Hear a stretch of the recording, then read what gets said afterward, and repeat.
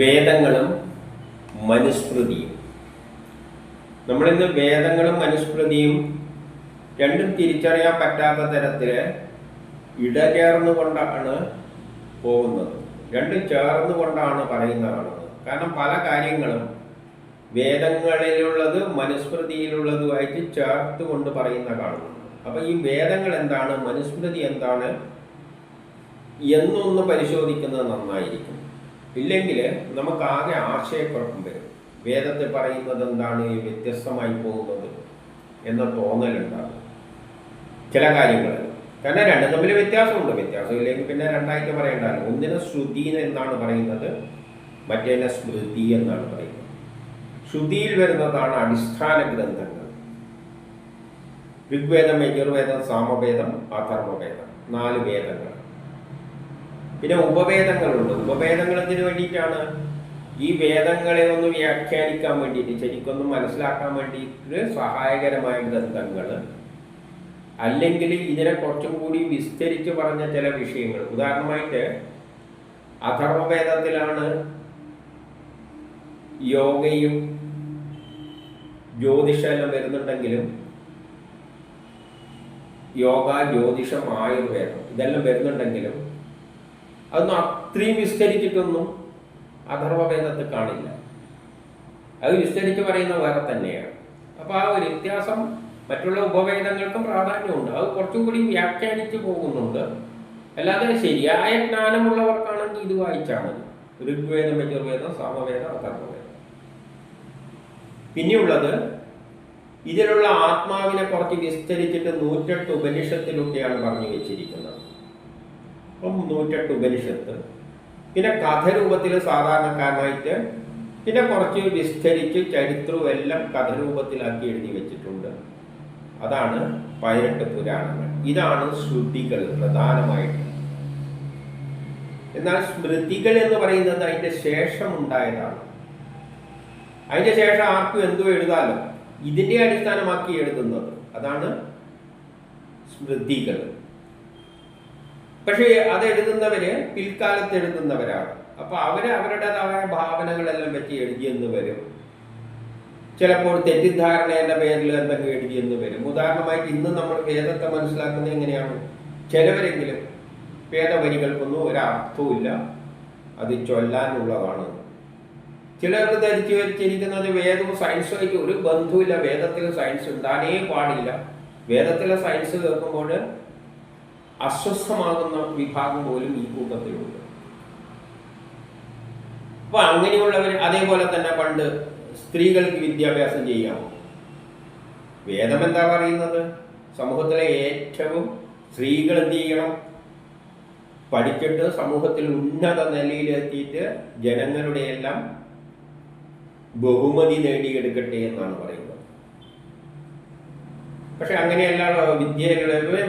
വേദങ്ങൾ എഴുതിയത് തന്നെ സ്ത്രീകളുണ്ട്. സ്ത്രീകളെല്ലാം കൂടിയിട്ടാണ് വേദങ്ങൾ എഴുതിയിരിക്കുന്നത്. അപ്പം പിന്നെ സ്ത്രീകൾക്ക് അത് ഉപയോഗിക്കാൻ പാടില്ല എന്നെല്ലാം പറയുന്നത് അതുമാത്രമാണോ? ഭർത്താവ് മരിച്ചാൽ നമ്മൾ ധരിച്ചു വെച്ചിരിക്കുന്ന എന്താണ്? ഭാര്യ പോയിട്ട് ചിതയിൽ ആത്മഹത്യയാണ്, സതീ സമ്പ്രദായം.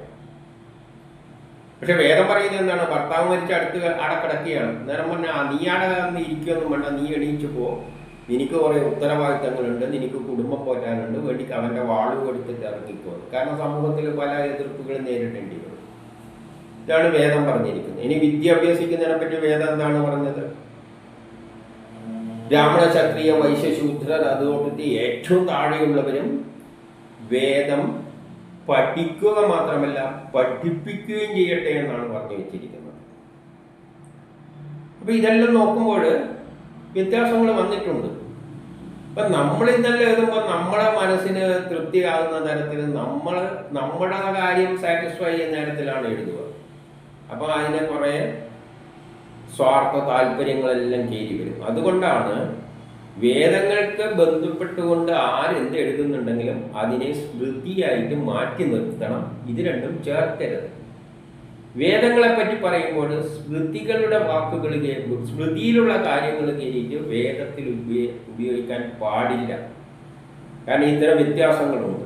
ആകെ ആശയക്കുഴപ്പമുണ്ടാകും. കഥാപാത്രങ്ങളെല്ലാം കൂടിച്ചേർന്ന് ഒരുമാതിരിയായി പോകും, ഒന്നും പിടികിട്ടാതെ മാതിരി ആയിപ്പോകും.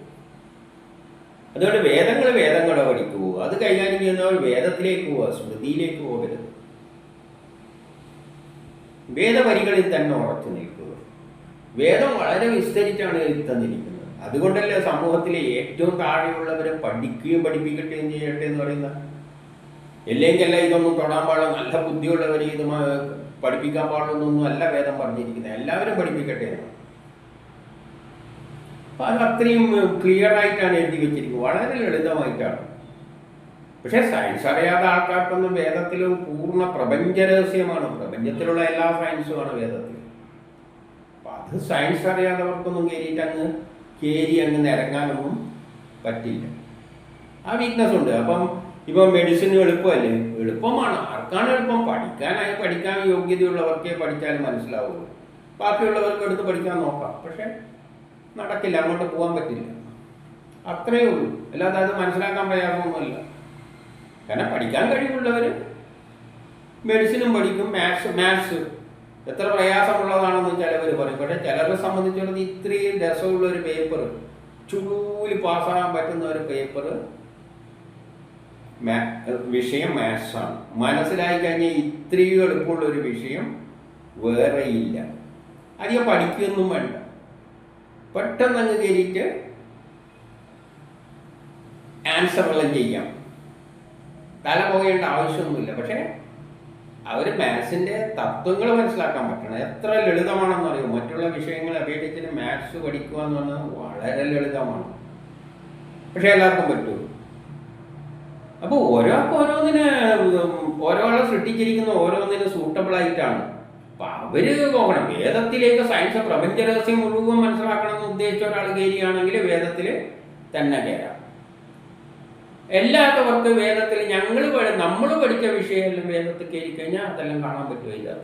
നമ്മൾ പഠിച്ച വിഷയം ഏതാണോ അതിലൂടെ നോക്കിക്കഴിഞ്ഞാൽ വേദത്തിൽ ആ വിഷയങ്ങളെല്ലാം കാണാം. എല്ലാം മനസ്സിലാക്കാൻ പറ്റിയില്ല എന്ന് വരും. അങ്ങനെയാണ് വേദത്തിൻ്റെ സ്ഥിതി. അല്ലാതെ വേദം അങ്ങനെ കട്ടിയൊന്നുമില്ല.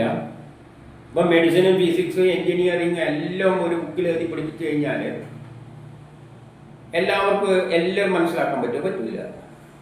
മെഡിസിൻ അറിയുന്നവർക്ക് അവിടെ പറഞ്ഞ കാര്യങ്ങൾ മനസ്സിലാവും. അതാണ് വേദത്തിൻ്റെ അവസ്ഥ. സ്മൃതി അതല്ല, സ്മൃതി പിന്നീട് ഉണ്ടായതാണ്. അപ്പം സ്മൃതികളിൽ വേദത്തിലെ അതേ ആണ് എന്ന് ധരിക്കരുത്. അത് പിൽക്കാലത്തുണ്ടായതാണ്, അവരുടെ അന്നത്തെ സാഹചര്യങ്ങൾക്കനുസരിച്ച് ഉണ്ടാക്കി വെച്ചതാണ്. അത് ചിലപ്പോൾ വേദത്തിന് നേരെ വിപരീതമായിട്ടും വരും. അതാണ് നമ്മൾ സതീ സമ്പ്രദായം എല്ലാം കണ്ടത്. അതുകൊണ്ട് ആ ഒരു വ്യത്യാസം മനസ്സിലാക്കിയിട്ട് വേണം വേദം ക്ലാസ് എടുക്കുമ്പോൾ സ്മൃതികൾ അതിൻ്റെ അകത്ത് കയറ്റി ഉപയോഗിക്കരുത്. ആകെ കുഴപ്പമാവും, എല്ലാം കൂടി എന്തെല്ലോ ആയിപ്പോവും. ഇനി നമുക്ക് സ്മൃതികൾ നോക്കാം. അപ്പം സ്മൃതികൾ എത്രയുണ്ടാകും? എത്രയോ സ്മൃതികളുണ്ട്, പലവരും എഴുതിയിട്ടുണ്ട്. ഇന്നും വേണ്ടിക്ക് നമുക്ക് എഴുതാം, സ്മൃതികൾ എഴുതാം. പക്ഷെ അത് സ്മൃതിയാണ്, അത് വേദവുമായിട്ട് ബന്ധം വരില്ല. പക്ഷെ അതിനൊന്നും മാത്രം നിലനിൽപ്പില്ല. പിന്നെ ആകെ ഒന്ന് നമ്മളിന്ന് കേൾക്കുന്നത് മനുസ്മൃതിയാണ്. അപ്പം മനുസ്മൃതി എങ്ങനെയാണെന്ന് നമുക്കൊന്ന് നോക്കുക. അതും വേദങ്ങളുമായിട്ടൊരു കമ്പാരിസൺ നടത്തുക മാത്രമേ ഇവിടെ ഉദ്ദേശമുള്ളൂ. കാരണം നമ്മൾ വേദവിഷയങ്ങളിലേക്ക് കടക്കുമ്പോൾ സ്മൃതികളിൽ അതിന് വിപരീതമായ കാര്യങ്ങളുണ്ടെങ്കിൽ നമുക്ക് രണ്ടും കൂടി ഇപ്പം കുഴഞ്ഞു പോകും. നേരത്തെ ഞാൻ പറഞ്ഞത് നേരെ മറിച്ച് ഇതിൻ്റെ നേരെ ഡിറ്റോ ആണെങ്കിൽ ഒരു കുഴപ്പമില്ല, അതേപോലെ പോകാം. പക്ഷെ അങ്ങനെയാണോ എന്നാണ് നമ്മൾ ആദ്യം നോക്കേണ്ടത്. അതിൻ്റെ ശേഷമാണ് നമ്മൾ വേദത്വമായിട്ട് സ്മൃതികളെയും ചേർത്ത് വെച്ച് പോകണോ എന്ന് നോക്കേണ്ടത്. അങ്ങനെയുള്ളൊരു കമ്പാരിറ്റീവ് സ്റ്റഡി മാത്രമായിട്ട് ഇതിനെ കണ്ടാൽ മതി. ഒന്ന് മനസ്സിലാക്കാൻ ശ്രമിക്കുന്നു, വേദവും ഇതും തമ്മിൽ എങ്ങനെയാണ് പോകുന്നത് എന്ന് മനസ്സിലാക്കാൻ ശ്രമിക്കുന്നു. അത്ര മാത്രമേ ഇതിനർത്ഥമുള്ളൂ. അപ്പം മനുസ്മൃതിയിൽ നമ്മൾ 1-ാമത്തെ അധ്യായത്തിൽ ഒരു മന്ത്രം ആദ്യം കൊടുത്തിട്ടുണ്ട്. അത് പൊതുവായിട്ട് പറയുന്ന മന്ത്രമാണ്, നമ്പർ 1 എന്നല്ല, അതിന് നമ്പർ 1 വരും. അതിൽ പറയുന്നത് അമിത തേജസ്വിയും സ്വയംഭൂവുമായ ബ്രഹ്മാവിനെ നമസ്കരിച്ചിട്ട്. അപ്പം ബ്രഹ്മാവിനെ നമസ്കരിച്ചുകൊണ്ടാണ് ഇത് തുടങ്ങുന്നത്. നമസ്കരിച്ചിട്ട് ഈ ഞാൻ ആരാണെന്നാണ് ആദ്യം മനസ്സിലാക്കേണ്ടത്. ഈ ഞാൻ ആരാണെന്ന് മനസ്സിലാക്കേണ്ടെങ്കിൽ നമ്മൾ മനുസ്മൃതിയുടെ അവസാന അധ്യായത്തിൽ 12ാമത്തെ അധ്യായത്തിൽ 126ാമത്തെ മന്ത്രം നോക്കിയാൽ മതി. ഇപ്രകാരം ഭൃഗുമഹർഷിയാൽ പ്രവചിക്കപ്പെട്ട ഈ മാനവധർമ്മശാസ്ത്രം, ഭൃഗുമഹർഷിയാൽ പ്രവചിക്കപ്പെട്ട ഈ മാനവ ശാസ്ത്രം എന്നാണ് പറയുന്നത്. അപ്പം ഭൃഗുമഹർഷിയാണ് പ്രവചിക്കപ്പെട്ടിരിക്കുന്നത്. പക്ഷേ യഥാർത്ഥത്തിൽ ഭൃഗു അല്ല. നമ്മൾ ഇതിലെ പ്രധാനപ്പെട്ട ആദ്യത്തെ മന്ത്രത്തിലേക്ക് നോക്കുമ്പോൾ അവിടെ പറയുകയാണ്. ഒന്നാമത്തെ മന്ത്രം നേരത്തെ പറഞ്ഞത് പൊതുവായിട്ടുള്ളത്, ആ മന്ത്രങ്ങളിൽ വ്യത്യാസമുണ്ട്. ഈ മനുസ്മൃതി തുടങ്ങുന്നത് ഒന്നില് ചില മഹർഷിമാര് ഏകാഗ്രതയോടുകൂടി സസുഖം വിശ്രമിക്കുന്ന ഈ മനുവിനെ സമീപിച്ചിട്ട് ചില സംശയങ്ങൾ ചോദിക്കുകയാണ്. അപ്പോൾ ചില സന്യാസിമാര് അല്ലെങ്കിൽ മഹർഷിമാര് മനുവോട് പോയി ചോദിച്ചിട്ട് മനു പറയുന്ന ഉത്തരങ്ങളാണ് ഭൃഗു പറഞ്ഞിരിക്കുന്നത്. അപ്പോൾ ചില മഹർഷിമാര് ചെന്നിട്ട്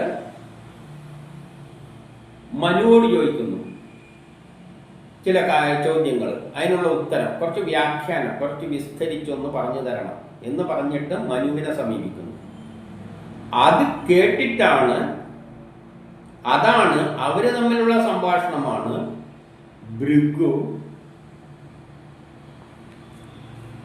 ഈ അവസാനം പറയുന്നത്. എന്ത്?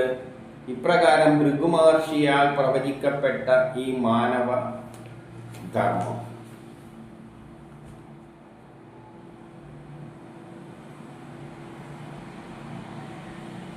അപ്പോൾ ഭൃഗു മഹർഷി ആർക്ക് കൊടുത്തെന്ന് വരുമോ? അല്ല, ആരൊക്കെ പറഞ്ഞു കേട്ടതാണ്? ഇവിടെ സംവാദം നടക്കുന്ന ആര് തമ്മിലാണ്? മനുവും ഈ മഹർഷിമാരുമാണ്.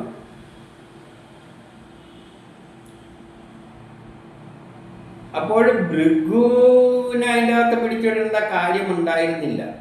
ഭൃഗുവിന് കരയാവുന്ന കാര്യങ്ങളാണെങ്കിൽ ഭൃഗു തന്നെ അങ്ങനെ അങ്ങ് എഴുതി വെച്ചാൽ മതിയായിരുന്നു.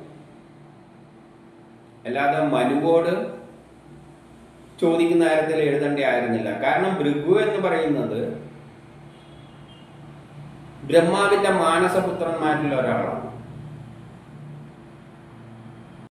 ഈ ഭൃഗു എന്നത്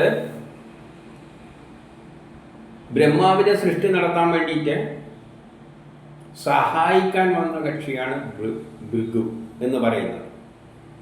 അപ്പൊ അദ്ദേഹത്തിന് ഈ ജ്ഞാനമെല്ലാം തികഞ്ഞിട്ടുണ്ട്. സൃഷ്ടി നടത്തുന്ന കക്ഷിക്ക് ജ്ഞാനം തികയണമല്ലോ. അതുമാത്രമല്ല, പണ്ട് ബ്രഹ്മാവിഷ്ണു മഹേശ്വരന്മാരുടെ കാര്യമെല്ലാം ഒരു പരീക്ഷിക്കാൻ വേണ്ടി വിട്ട കക്ഷി ഭൃഗുവാണ്.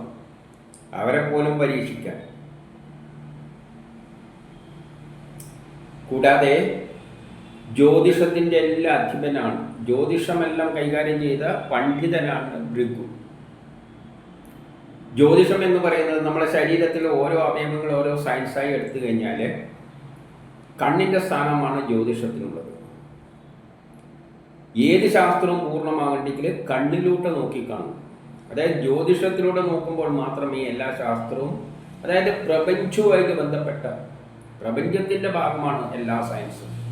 പ്രപഞ്ചത്തെ മനസ്സിലാക്കുക. അപ്പം അത്രയും ജ്ഞാനമുള്ള കക്ഷിയാണ് ഭൃഗു.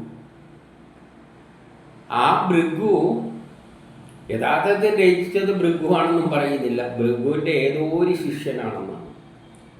നമ്മൾ വേദങ്ങളിൽ എഴുതിയതിൽ നല്ല ഋഷികൾ, നമ്മുടെ ഋഷി എന്ന് പറഞ്ഞിട്ട് ഓരോ വേദമന്ത്രവും എഴുതിയിരിക്കുന്നു. വേദമന്ത്രം എഴുതിയ ഓരോ ഋഷിയുടെയും പേര് അതിൻ്റെ കൂടെ ഉണ്ട്. അതിനെ ഏകോപിപ്പിച്ച വേദവ്യാസന്റെ പേരുമുണ്ട്. പിന്നെ ആരോ ഒരാൾ എഴുതി എന്നെല്ലാം പറയുന്നത് തന്നെ അത് പിൽക്കാലത്താണ്. അത് വേദങ്ങൾ വന്നതിൻ്റെ ശേഷമാണ് ഇതുണ്ടായിരിക്കുന്നത്. അപ്പോൾ ഭൃഗുവിന് തന്നെ വേണ്ടിക്ക് എഴുതാവുമായിരുന്നു. അതിൻ്റെ വേദങ്ങളുടെ കൂട്ടത്തിൽ അങ്ങ് വെച്ചാൽ മതിയായിരുന്നു. പക്ഷെ വേദം എഴുതിയിരിക്കുന്നതൊന്നും അവരല്ല, ഭൃഗു അതിൻ്റെ അകത്തല്ല കാര്യം. അപ്പോൾ പിന്നെ ഒരു മനുവിനെ പിടിച്ചുകൊണ്ട് മറ്റേ ചില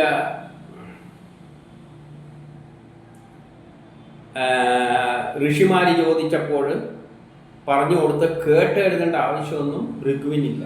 കാരണം ജ്യോതിഷം എന്ന് പറയുന്നത് പ്രപഞ്ച രഹസ്യം മുഴുവൻ അടങ്ങിയതാണ്. അപ്പോൾ അദ്ദേഹത്തിന് പിന്നെ മറ്റുള്ളവർ അദ്ദേഹം അങ്ങ് എഴുതിയങ്ങ് വിട്ടാൽ മതിയായിരുന്നു. അപ്പം ഭൃഗു സംഹിത എന്ന് പറയുന്നുണ്ടെങ്കിലും ഭൃഗു എന്നല്ല എഴുതിയിരിക്കുന്നത്. അതേ എഴുതിയിരുന്നതിൽ തന്നെ പറയുന്നത് എന്താണ്?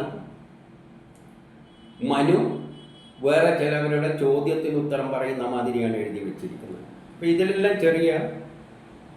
അതിനെല്ലാം അർത്ഥങ്ങൾ കണ്ടെത്തേണ്ടതുണ്ട്. എന്താണ് ഇതുകൊണ്ട് ഉദ്ദേശിച്ചത് എന്ന് മനസ്സിലാക്കേണ്ടതുണ്ട്. അപ്പം ബ്രഹ്മാവിന്റെ മാനസപുത്രന്മാരിൽ ഒരാളാണ് ഭൃഗു. അതിൽ നിന്നാണ് പിന്നെ ബാക്കിയുള്ള എല്ലാം വന്നിരിക്കുന്നത്. മനു വരുന്നത് അതിനുശേഷം കുറേ കാലം കഴിഞ്ഞിട്ടാണ്. അത് മനുഷ്യകുലത്തിൻ്റെയാണ്. അതായത് സൃഷ്ടി ഉണ്ടായതിൻ്റെ ശേഷമാണ് മനുകേരി വരുന്നത്. പ്രപഞ്ചമുണ്ടായതിൻ്റെ ശേഷമാണ് മനുഷ്യരുമായിട്ട് ബന്ധപ്പെട്ട ആദ്യത്തെ മനുഷ്യൻ എന്ന നിലയിലാണ് മനുവിനെ കാണുന്നത്. അത് തമ്മിൽ കുറച്ച് ഗ്യാപ്പുണ്ട്. ഒരു പുരാണത്തിൽ പറയുന്നത് ബ്രഹ്മാവിൻ്റെ 10 മാനസപുത്രന്മാരിൽ മരീചിയിലുണ്ടായ കശ്യപനിലുണ്ടായ വൈവസ്വതൻ, അതായത് സൂര്യൻ, ആ സൂര്യനിൽ നിന്നാണ് മനു ഉണ്ടായത് എന്ന് പറയുകയാണ്. അപ്പൊ എവിടെ എത്തി? കുറേ ഇങ്ങോട്ടെത്തി.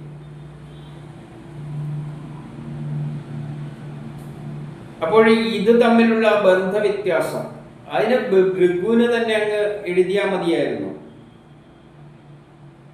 ഈ മനു പറഞ്ഞിട്ട് ഇവർക്ക് പറഞ്ഞു കൊടുക്കുന്നത് മാതിരിയാണ് ഇവിടെയുള്ളത്.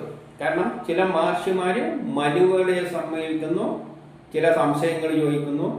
അതാണ് ഭൃഗു എടുത്തെഴുതുന്നത്.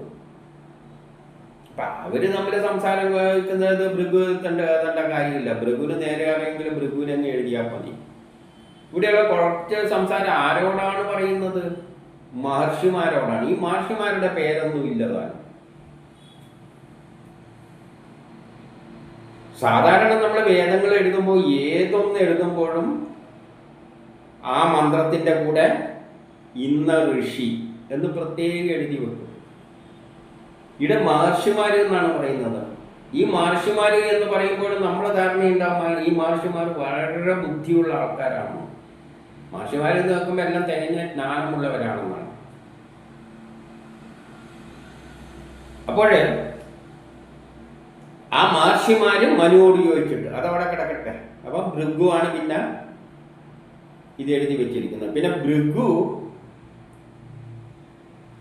വേർത്തിയിൽ പറയുന്നത് കേൾക്കുന്നുണ്ട്, ഭൃഗുവിന്റെ ശിഷ്യനാണ് ഈ മനു എന്ന്. വേർത്തിയിൽ കാണാം, നെറ്റിൽ തപ്പി നോക്കിയാൽ കാണാം. അപ്പൊ ഒരു ഭൃഗുവിന്റെ ശിഷ്യൻ വേറെ ഒരു മഹർഷിമാര് ചോദിക്കുമ്പോൾ പറയുന്ന മാതിരി എഴുതി കൊടുക്കേണ്ട ആവശ്യമൊന്നുമില്ല. ശിഷ്യൻ പറയുന്നതായിട്ട് ഭൃഗുവിന് എഴുതേണ്ട കാര്യമൊന്നുമില്ല.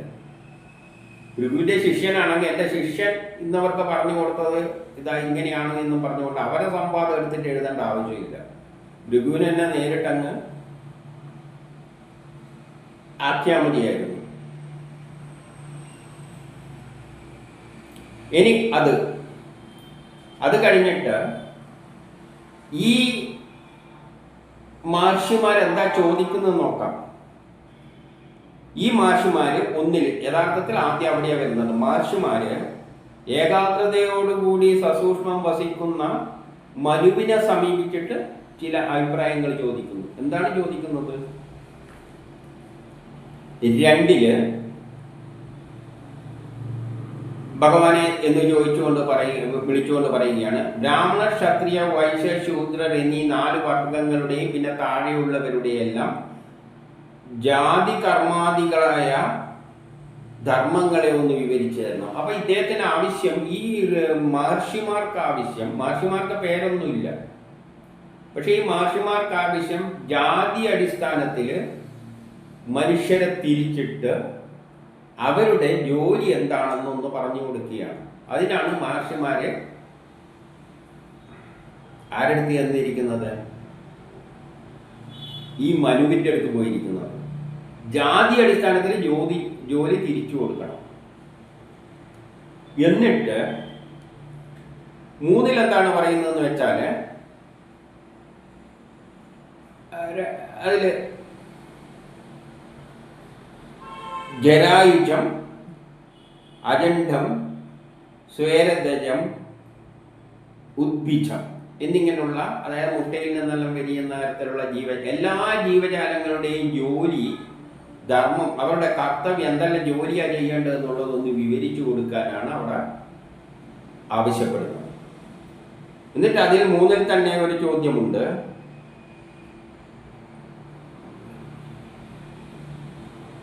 പൗരുഷേയങ്ങളായ വേദങ്ങളിൽ വിഹിതങ്ങളായ അഗ്നിഹോത്രാദി ധർമ്മങ്ങളുടെയും, അതായത് വേദത്തിലുള്ള അഗ്നിഹോത്രാദി, അഗ്നി ഉപയോഗിച്ചുകൊണ്ടുള്ള ധർമ്മങ്ങൾ എന്നെല്ലാം പറയുമ്പോൾ പ്രാക്ടിക്കൽ സയൻസ് വിഷയങ്ങൾ തന്നെയാണ്, വേദങ്ങളിലുള്ള സയൻസ് വിഷയങ്ങൾ. അതും ഇവിടെ അഗ്നിഹോത്രം എന്ന് പറയും. അതും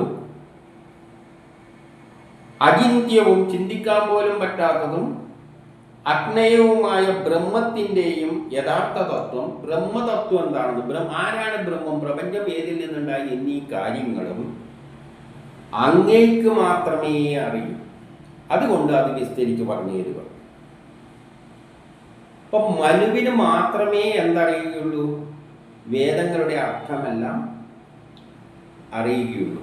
വേദത്തിൽ പറഞ്ഞതിൻ്റെ അർത്ഥം വേറെ ആർക്കും അറിയില്ല, മനുവിനെ അറിയുന്നു. ഇപ്പൊ ഇവിടെ നമ്മൾ ചിന്തിക്കേണ്ട ഒരു കാര്യം, ഇപ്പൊ ഈ ഋഷികൾക്ക് ഈ വേദങ്ങളിലുള്ള ഒരു കാര്യവും മനസ്സിലായിട്ടില്ല. എന്നിട്ടാണ് മനുവിന്റെ അടുത്ത് ചോദിക്കുന്നത്, അങ്ങേക്ക് മാത്രമേ ഈ വേദത്തിലുള്ള കാര്യങ്ങളെല്ലാം അറിയാം, അതുകൊണ്ട് അങ്ങ് വിവരിച്ചതാണ്. അപ്പോൾ ഇവർ മഹർഷിമാരി എന്ന് പറയുമ്പോൾ നമ്മളെക്കാട്ടിയും താണ ലെവലിലാണ് അവർ പോയി ചോദിക്കുന്നത്. അപ്പൊ ആ മഹർഷിമാരെന്ന് പറയുന്നത് അത്ര വിവരമുള്ളതെന്നില്ല, നമ്മൾ സാധാരണ ജനങ്ങളുടെ അവസ്ഥ തന്നെയാണ് ആ മഹർഷിമാർ. പിന്നെ മഹർഷിമാരെന്ന് പറയേണ്ട കാര്യമൊന്നുമില്ല, മഹർഷിമാർക്കൊരു ലെവലുണ്ട്. ഇവിടെ ഈ മഹർഷിമാർ പോയിട്ട് മനുവോട് ചോദിക്കുന്നത്, നമുക്ക് ആ വേദത്തിൽ ഒരു കാര്യം പിടികിട്ടിയില്ല, അതുകൊണ്ട് നമുക്കൊന്ന് പറഞ്ഞതാണ്. എന്നിട്ട് വേദമല്ല ഇതിൻ്റെ അത് വരുന്നത് ജാതി അനുസരിച്ച് ഓരോ ആൾ എന്ത് ജോലി ചെയ്യണം എന്നുള്ള കാര്യമാണ് പറയുന്നത്, അല്ലാതെ വേദം പഠിപ്പിച്ചു കൊടുക്കാനൊന്നും പറഞ്ഞില്ല. പിന്നെ കുറച്ചാദ്യം ഇങ്ങോട്ട് പറഞ്ഞു കൊടുക്കുന്നുണ്ട്, അതിൽ നിന്ന് തന്നെ തുടങ്ങുന്നുണ്ട്. മനു വിചാരിച്ചിട്ട് ഇങ്ങോട്ട് പറഞ്ഞു കൊടുക്കുന്നുണ്ട്. പക്ഷെ ഇവർ ചോദിച്ചതിനൊന്നും അല്ല പോയ, ഇതിനു വേണ്ടിയിട്ടാണ് പോയിരിക്കുന്നത് പ്രധാനമായിട്ട്. മറ്റുള്ളതും കേൾക്കാൻ അതിൻ്റെ കൂട്ടത്തിൽ കേൾക്കാം, പക്ഷെ പ്രാധാന്യം ഈ ജാതി അനുസരിച്ചിട്ട് ജോലി തീരുമാനിച്ച് ഓരോക്കെ ജോലി വീതിച്ചു കൊടുക്കണം. ഇതാണ് ആവശ്യം. പക്ഷേ അതിന് മുമ്പിൽ ഇതെപ്പോഴാണ്? ശ്രുതി കഴിഞ്ഞിട്ടാണ് സ്മൃതി വരുന്നത്. അപ്പം ശ്രുതി കഴിഞ്ഞിട്ട് സ്മൃതി വരുമ്പോൾ വേദവ്യാസനും എല്ലാം ഋഷികളും വേദങ്ങൾ എഴുതിയതിൻ്റെ ശേഷമാണ് ഈ ചോദ്യം ചോദിച്ചിരിക്കുന്നത് മനുവിൻ്റെ അടുത്ത്. അപ്പോഴുള്ള കാര്യം എന്താണെന്ന് വെച്ചാൽ ഈ വേദങ്ങളിൽ വളരെ വിസ്തരിച്ച് വളരെ ലളിതമായിട്ടാണ് എഴുതിയിരിക്കുന്നത്. ഒരു ഗ്രന്ഥം മുമ്പിൽ കിടക്കുന്നുണ്ട്.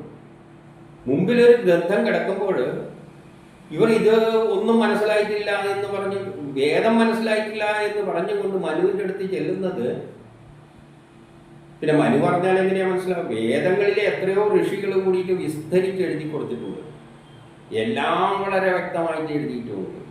അത് വായിച്ചിട്ട് മനസ്സിലാക്കാത്ത ഋഷികൾ, മഹർഷിമാർ എന്ന് പറയുമ്പോൾ തന്നെ അവരുടെ ലെവൽ അത്രയായിട്ട് നമ്മൾ ചിന്തിക്കേണ്ടി വരും. അവരുടെ പേരൊന്നും പറഞ്ഞിട്ടില്ല. ആ പേരിനാണ് അല്ലെങ്കിൽ ഇപ്പം വസിഷ്ഠൻ, വിശ്വാമിത്രൻ, ഇവരെല്ലാം നമുക്ക് വേദത്തിലെ അർത്ഥം അറിയില്ല എന്ന് പറഞ്ഞിട്ട് മനുവിൻ്റെ അടുത്ത് ചെല്ലില്ല. കാരണം വേദങ്ങളെല്ലാം എഴുതിയത് വിശ്വാമിത്രനും വസിഷ്ഠനും എല്ലാം കൂടിയിട്ടാണ്. അപ്പൊ അങ്ങനെ മനു പ്രധാനപ്പെട്ട മഹർഷിമാരെ പേരൊന്നും പറയാത്തത് കൊണ്ടാണ്. അപ്പൊ ഇവരെങ്ങനെയാണ് മഹർഷിമാരായത്?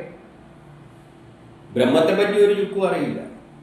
എന്നിട്ടാണ് മനുവിൻ്റെ അടുത്ത്. അപ്പം ചോദിക്കുന്നതെന്നാണ് ചില മഹർഷിമാർ മനുവിൻ്റെ അടുത്ത് പോയി. ഇവിടെയുള്ള വേറൊരു പ്രശ്നം എന്താണെന്ന് വെച്ചാൽ, ശ്രുതികൾ എഴുതി കഴിഞ്ഞിട്ട് വേദവ്യാസന്റെ കാലഘട്ടം കഴിഞ്ഞിട്ടാണ് സ്മൃതി എഴുതുന്നത്. അപ്പൊ ഈ മഹർഷിമാരെല്ലാം വേദവ്യാസന്റെ ശേഷം വന്നവരാണ്. നമുക്ക് ചരിത്രപരമായിട്ട് അറിയാം, വേദവ്യാസനെല്ലാം ജീവിച്ച കാലഘട്ടത്തെപ്പറ്റി നമുക്കറിയാം, അന്നുള്ള കാലഘട്ടത്തിന്റെ പ്രത്യേകതകൾ അറിയാം. അങ്ങനെയുള്ള കാലഘട്ടം കഴിഞ്ഞിട്ടുള്ള ആൾക്കാർ കുറെ ഇങ്ങോട്ടാണ്, നമ്മളോട് അടുക്കുകയാണ്. വേദവ്യാസനെല്ലാം വേദങ്ങളെല്ലാം എഴുതിയിട്ട് എല്ലാവർക്കും കൊടുത്തതിൻ്റെ ശേഷം കുറെ കാലം കഴിഞ്ഞിട്ടാണ് സ്മൃതികൾ ഉണ്ടാകുന്നത്. ഈ സ്മൃതികളിലുള്ള കാലഘട്ടത്തിൽ ചില മഹർഷിമാർ, അവർക്ക് ഈ വേദമൊന്നും വായിച്ചിട്ട് മനസ്സിലായിട്ടുമില്ല, അവരെന്നിട്ട് എന്താണ് ചെയ്യുന്നത്? മനുവിൻ്റെ അടുത്ത് ചെല്ലുകയാണ്. എങ്ങനെയാ മനുവിൻ്റെ അടുത്ത് ചെല്ലാൻ പറ്റുക? മനു ഏത് കാലത്തിലുള്ളതാണ്? അപ്പൊ ഈ വേദവ്യാസനെല്ലാം വന്നതിന്റെ ശേഷം മനുപിടി ഇങ്ങനെ നടന്നുകൊണ്ടിരിക്കുന്നുണ്ടെങ്കിൽ നമ്മളെ ചരിത്രത്തിൽ മനുവിനെ കാണണം. മനുവിന്റെ അടുത്ത് പോയി ചോദിച്ചു എന്നാണ് പറയുന്നത്. ആര്? ഈ മഹർഷിമാര് മനുവിന്റെ അടുത്ത് പോയി ചോദിച്ചു. അപ്പൊ വേദവ്യാസന്റെ വേദങ്ങളെല്ലാം എഴുതിയതിന്റെ ശേഷം ഈ മഹർഷിമാര് അന്ന് മനുപിടി ഉണ്ടായിരുന്നു. പക്ഷെ ചരിത്രത്തിലൊന്നും അങ്ങനെ വേദവ്യാസന്റെ എല്ലാം അറിയാം, വേദങ്ങളെല്ലാം നമുക്ക് കിട്ടിയിട്ടുണ്ട്. അതിനെക്കാട്ടി മുമ്പുള്ള മറ്റേ മോഹൻജാത, ഹരപ്പ, വിദേശത്തുള്ള എല്ലാ സംസ്കാരങ്ങളെ പറ്റിയുള്ള എല്ലാം ഉണ്ട്. പക്ഷെ ഇവിടെ ഇങ്ങനെ ഒരു മനു നടന്നതായിട്ട് നമുക്കറിയില്ല. യേശുവിന്റെ പോലും പറഞ്ഞു വെക്കുന്നുണ്ട്, യേശുവിനെ പറ്റി പറയുന്നുണ്ട്, നബുവിനെ പറ്റി പറയുന്നുണ്ട്. ഇങ്ങനെ ഒരു മനു എന്ന് പറഞ്ഞാൽ വേദത്തിന്റെ തലപ്പത്തിരിക്കുന്ന കക്ഷിയാണ്. അതായത് സൃഷ്ടിയുടെ മനുഷ്യന്റെ ഏറ്റവും മുതലുള്ള മനുവാണ്. അപ്പൊ ആ മനു ഇതിലേ നടന്നു എന്നാണ് പറയുന്നത്. അന്നേരമാണ് ഇവർ പോയി ചോദിക്കുന്നത്. ആര്? സാധാരണ ആൾക്കാരാണ്. ഈ മഹർഷിമാരെന്ന് പറഞ്ഞാൽ നമുക്ക് വലിയ ഇതിലെത്തിയൊന്നുമില്ല, അവർക്ക് ബ്രഹ്മത്തെ പറ്റി ഒരു ചുക്കും അറിയില്ല എന്നാണ് ഇവിടുത്തെ അവർ തന്നെ പറയുന്നത്. മനുവിനെ അറിയുന്നു. എന്നിട്ട് മനുവിന്റെ അടുത്ത് എപ്പായി പോയി ചോദിച്ചു? വേദവ്യാസന്റെ കാലഘട്ടത്തിന് ശേഷം എപ്പം? അപ്പം നമ്മൾ ആ മനുവിനെയെല്ലാം ചരിത്രത്തിൽ പഠിക്കേണ്ടതാണ്. അന്ന് ആ കാലത്തിൽ ഒരു മനു ഉണ്ടായിരുന്നു എന്നല്ല. അതുമാത്രമല്ല, ഭൃഗു എന്നേരമുണ്ട്. ഈ ഭൃഗു ഏത് ആദ്യം ഉണ്ടായ ബ്രഹ്മാവിന്റെ മാനസപുത്രൻ.